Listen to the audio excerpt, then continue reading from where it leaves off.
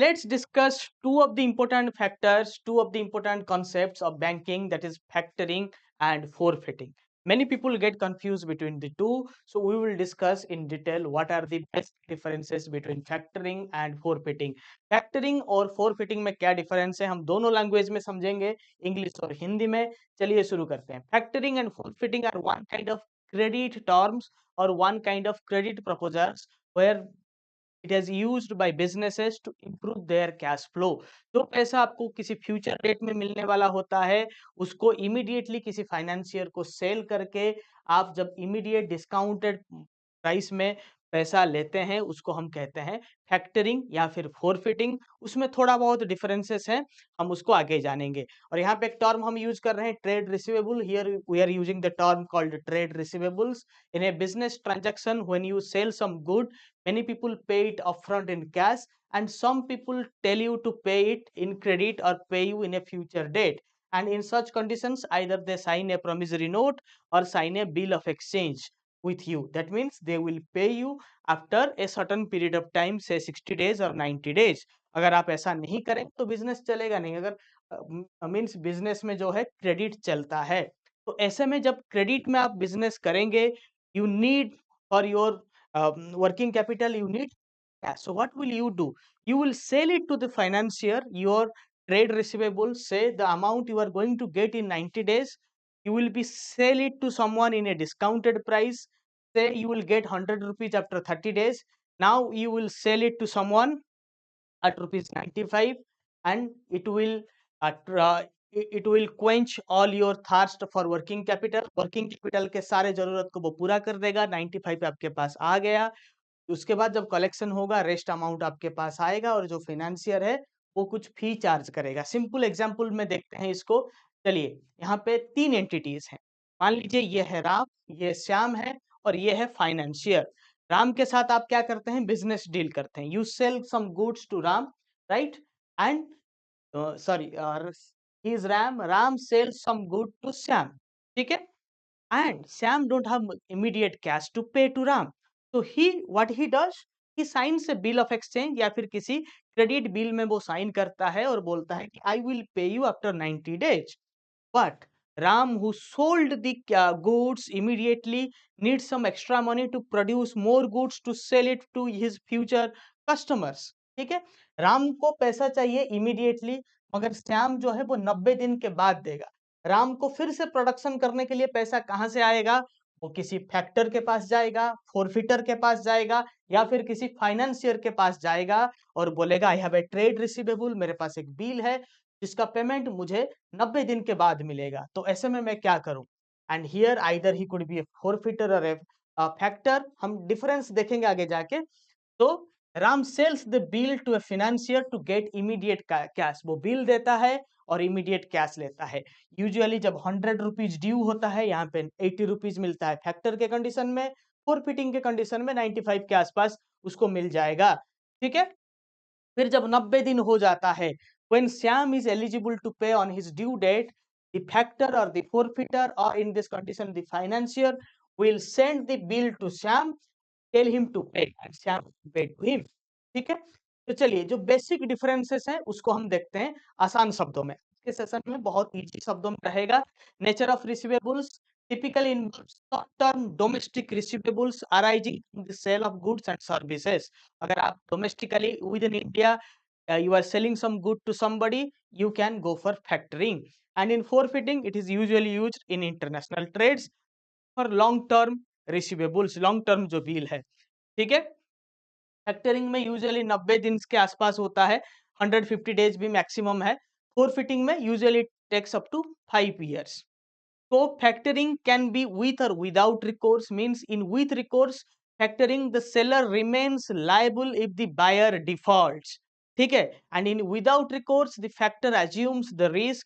Commonly it is used in domestic. So with recourse, without recourse मतलब risk taking होता है. With recourse मतलब अगर जो श्याम था वो हमारे एग्जाम्पल के कंडीशन में श्याम अगर 90 दिन के बाद पैसा पे नहीं करता तो उसके लिए लायबल कौन होता? क्योंकि उसने तो 95 राम ने तो ले लिया है फाइनेंशियर से.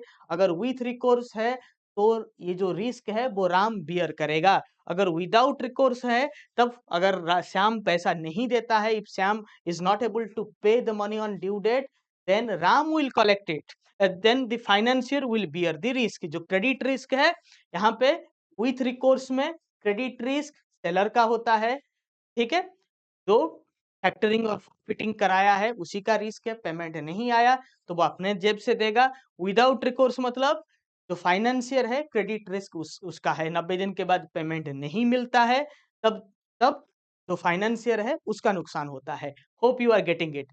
एग्जाम्पल, हम एक सॉम के साथ उसका एग्जाम्पल लेंगे। मान लीजिए आपने इनवॉइसेस है आपके पास 1 लाख का, जिसमें आपको पैसा मिला नहीं है।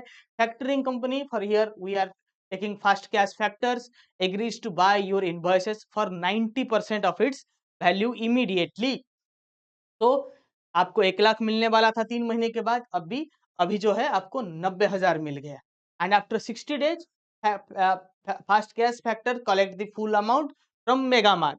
मेगामार्ट हमने एग्जाम्पल लिया है, ठीक है। तो fast cash factors then gives the remaining balance by deducting 2% fee. तो फैक्टरिंग में क्या होगा, वो एक फी चार्ज करेगा और आपको 98,000 पूरा मिल गया, ठीक है। इमीडिएटली मिला 90,000।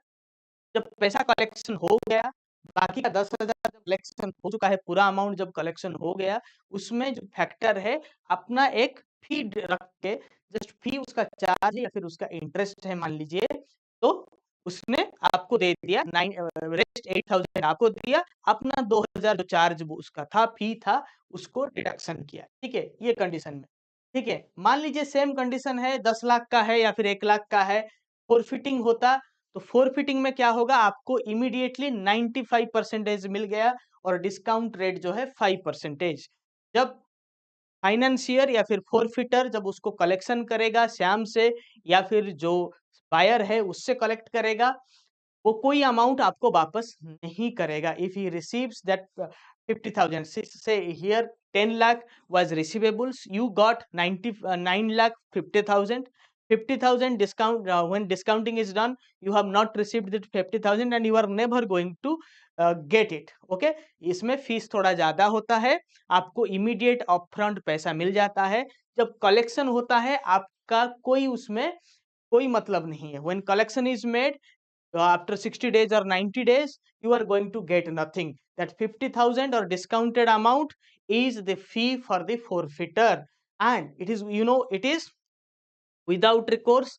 तो इसमें क्या होता है, अगर आपको पैसा अगर वो कलेक्शन नहीं हो पाएगा, तो जो फोरफिटर है उसका नुकसान होगा।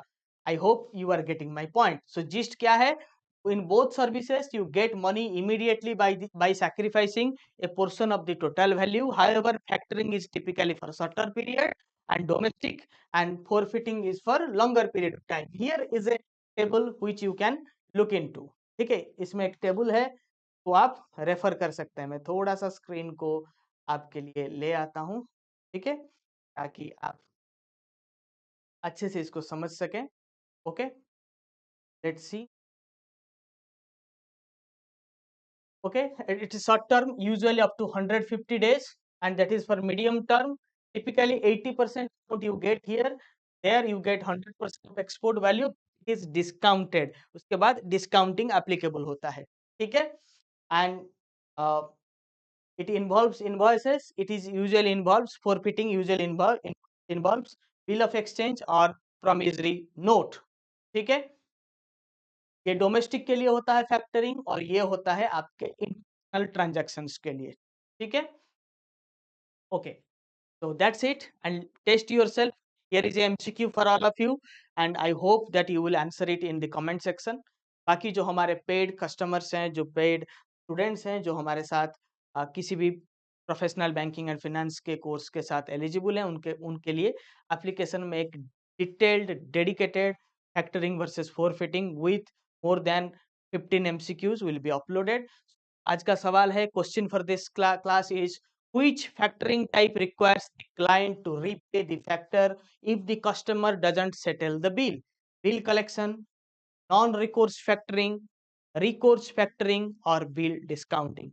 Answer this in comment section. If you love this presentation, this was just a sample session. ये एक सैम्पल सेशन ही था, कंप्लीट सेशन। और पूरे सिलेबस के लिए आपको रजिस्टर करना होगा नॉलेजिस्ट के डेडिकेटेड कोर्स से। कोर्स का link and everything is available in the description, comment section, also in your application and in your website. So don't hesitate to join from there. Thank you.